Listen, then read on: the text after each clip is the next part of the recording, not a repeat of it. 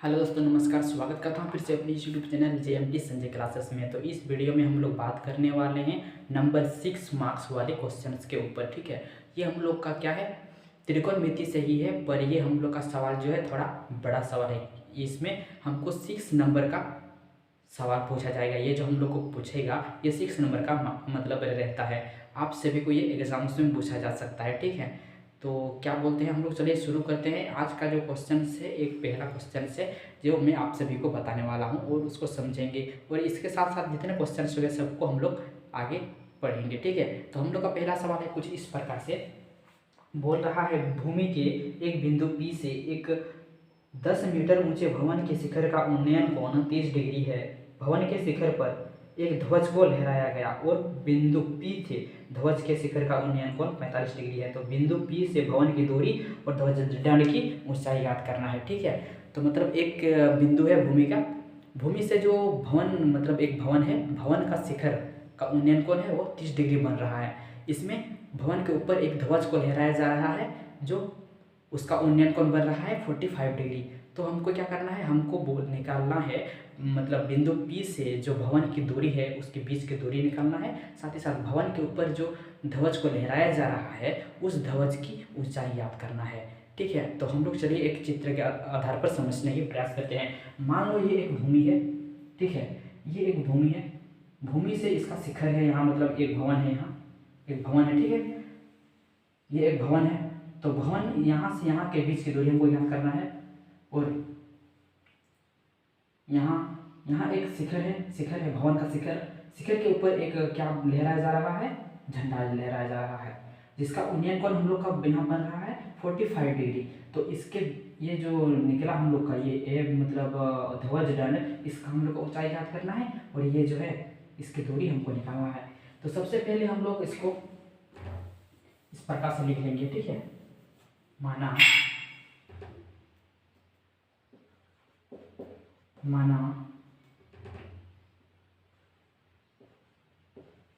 ध्वज दंड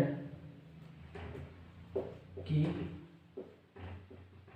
ऊंचाई हम लोग का h है, h मान लेते हैं। ठीक है, इसके जो ऊंचा है h है। ठीक है, s, उसके बाद हम लोग का क्या है, ये हमको निकालना है और ये निकालना है। ठीक है, तो बस अब हम लोग निकालते हैं इसको आराम से। ध्वज दंड का ये जो पूरा निकलेगा कैसे, इसको हम निकाल सकते हैं। तो चलिए ठीक है, तो हम लोग इसको आगे बनाते हैं। तो इस तरह से आप लोगों को समझ में आ गया। तो क्या करना है, क्वेश्चन में आपको तो दिख ही होगा। तो भवन की ऊंचाई बराबर हम लोग को ए भी लेना है। ठीक है, भवन का ऊंचाई जो है हम लोग का ए भी लेना है, मान ली। उसके बाद ध्वजदंड की ऊंचाई मतलब ये BC, ठीक है, ये ध्वजदंड की ऊंचाई ये BC। उसके बाद BC हमने माना इसका x मीटर, मतलब ये हमने x मीटर मान लिया। तो हमको दिया क्या है, तो BA भी बराबर हम लोग को 10 मीटर दिया गया है जो भवन की ऊंचाई है। उसके बाद याद करना है हमको क्या, AP मतलब ये जो भवन से बिंदु P के बीच की दूरी है उसको याद करना है, और साथ ही साथ हमको क्या करना है, ये BC मतलब ये ध्वजदंड की ऊंचाई याद करना है। ठीक है, तो चलिए हम लोग आगे वीडियो को बढ़ाते हैं। तो सबसे पहले हम लोग एक त्रिभुज हम लोग का बन रहा है कि नहीं, APB, ये एक समकोण त्रिभुज है हम लोग का। ठीक है, समकोण त्रिभुज है, तो यहाँ हम लिखेंगे त्रिभुज APC में। ठीक है, त्रिभुज APC में। उसके बाद हम यहाँ लिखेंगे क्या, हम लोग का क्या है, जिसका जो उन्नयन कोण बन रहा है वो 30 डिग्री बन रहा है। तो हमको ये आधार निकालना है, मतलब बेस। तो आपको पता होगा ये जो एक समकोण त्रिभुज रहता है, इसका ये जो रहता है ये L मतलब परपेंडिकुलर, ये P होता है, ये B होता है, ये बेस आधार होता है, ये H होता है ना। आप सभी को ये पता ही होगा कि एक समकोण त्रिभुज का ये होता है, इसको ये मतलब जो लंब होता है उसको P बोलते हैं, परपेंडिकुलर इसको B, इसका बेस होता है, इसका आधार बोलते हैं, ये H होता है, ये कर्ण होता है। ठीक है, तो बस उसी के आधार पे हम लोग बनाएंगे जो। ठीक है, तो इसका निकालेंगे AB। ठीक है, ए मतलब ये हम लोग का P हो गया। उसके बाद ठीक है,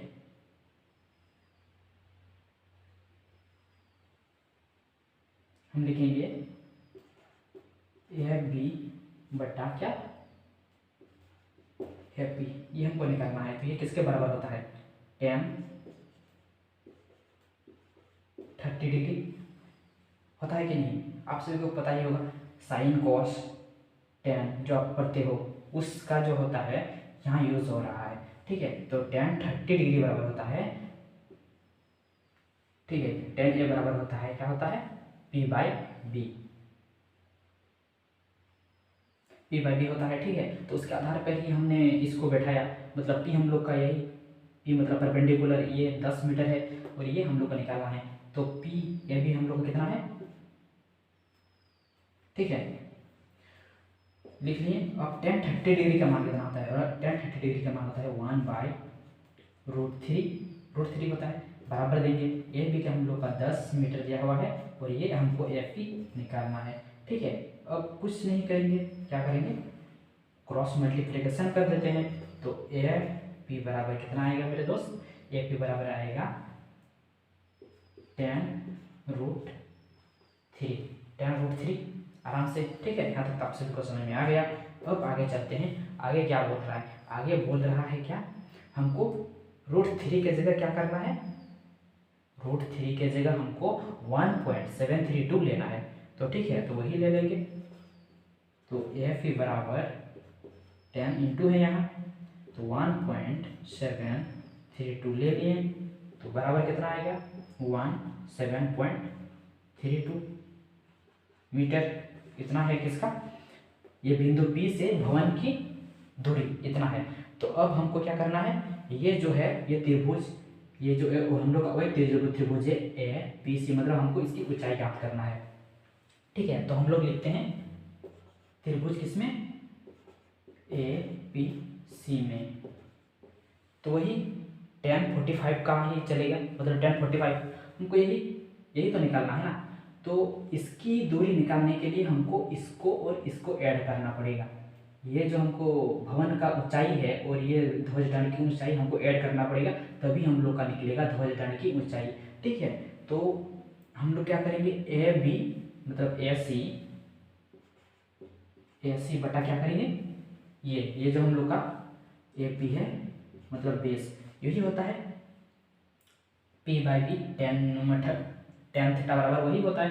तो हम लोग यहाँ लिखेंगे tan 45 डिग्री बराबर ये, तो हम लोग इसको यहाँ से मान आराम से बैठा लेंगे। tan 45 डिग्री का मान होता है 1, ठीक है। और ए सी हम लोग को क्या करना है, ए सी मतलब क्या, ए सी हम लोग को ए सी निकालने के लिए इसको और इसको ऐड करना पड़ेगा। तो यहाँ हम लिखेंगे ए सी बराबर, ए सी के जगह हम लिख सकते हैं tan + h, आराम से लिख सकते हैं। उसके बाद हम लोग का ए पी कितना दिया हुआ है, हम लोग यहाँ ये tan√3 ही मान लेते हैं, ठीक है, tan√3 ये है हम लोग का। अब इसको क्रॉस मल्टीप्लिकेशन करेंगे, तो हम लोग का आएगा tan√3 = tan + h, ये हुआ हम लोग का, ये आया। अब इसको क्या करना है, एक साइड करना है, ठीक है। इसको हम लोग एक साइड करेंगे, एक साइड मतलब कैसे, ये जो h है h को बराबर लेंगे, उसके बाद इसको हम उधर कर देंगे, मतलब किधर करेंगे, tan√3 - 10, ठीक है। अब इन दोनों के बीच देखेंगे कॉमन क्या आ रहा है, तो h बराबर 10 कॉमन है भाई, 10 कॉमन है, तो √3 - 1, इतना तक तो समझ में आ गया आराम से, ठीक है। अब क्या करेंगे, अब आगे क्या करेंगे, देखिए ये जो हम लोग का निकला h बराबर tan√3 - 1, यही निकला ना हम लोग का, हाँ ठीक है। जैसे हम लोग का निकला h बराबर, हम लोग का निकला h बराबर 10 × √3 - 1, ठीक है, इस तरह से निकला। तो h बराबर 10 इंटू करेंगे तो क्या होगा, सबसे पहले हमको बोला है क्या, √3 का मान हमको ये लेके चलना पड़ेगा, मतलब 1.732 - 1, अगर हम इसको माइनस करते हैं तो क्या आएगा हम लोग का, आएगा 0.732 2 आएगा, ठीक है, आराम से आएगा। तो अगर हम इसको गुना करते हैं तो 7.32 मीटर आएगा, जो हम लोग का ध्वज दंड का जो ऊंचाई है वो हम लोग का कुछ इस प्रकार से आएगा। तो चलिए अगला सवाल पे ऊपर हम लोग बात करते हैं। अगला सवाल कुछ इस प्रकार से है कि बोला जा रहा है कि आंधी के आने से एक पेड़ टूट जाता है और पेड़ के टूटने के बाद उसका शिखर जो है वो जमीन को छूने लगता है। उस समय वो शिखर क्या करता है और पेड़ क्या करता है, एक 30 डिग्री का कोण बनाता है। तो क्या बोल रहा है यहाँ, ये जो शिखर जो पेड़ मतलब कोण बन जाता है, उसके बाद पेड़ के पाद बिंदु की दूरी जहाँ पेड़ का शिखर जमीन को छूने लगता है उसके बीच की दूरी है 8 मीटर, ठीक है। तो क्या करना है हमको, पेड़ की ऊंचाई ज्ञात करना है। मतलब यहाँ एक पेड़ है जो यहाँ टूट जाता है, कुछ इस प्रकार से टूट जाता है और कुछ इस प्रकार से झुक जाता है, इस प्रकार से झुक जाता है। तो यहाँ का जो बीच के कोण है वो इतना डिग्री का कोण बनाता है। तो क्या करना है हमको, ये जो पेड़ का ऊंचाई है ये हमको निकालना है। तो ये हम लोग का एक बिंदु है P, ये है हम लोग का B, ठीक है, ये हम लोग का C, ये हम लोग का D है। कुछ मान लो ना यार, कुछ नहीं जाएगा मान लेने से। ये हम लोग का दिया हुआ है 8 मीटर, ठीक है। तो हमको पेड़ की ऊंचाई ज्ञात करना है। पेड़ की ऊंचाई ज्ञात करने के लिए ये चीज़ और ये चीज़ हमको जोड़ेंगे, तब हम लोग का पूरा पेड़ का ऊंचाई ज्ञात हो जाएगा, ठीक है। तो चलिए हम लोग शुरू करते हैं। त्रिभुज किसमें क्या है, त्रिभुज हम लोग का है BPC में, BPC में, ठीक है। तो BPC में हम लोग ने क्या किया, हो गया। तो अब हमको क्या निकालना है, ये हम लोग को बेस दिया हुआ है, ये मतलब परपेंडिकुलर हमको P निकालना पड़ेगा। तो P निकालेंगे तो क्या करेंगे, ये PC, तो PC बटे BC,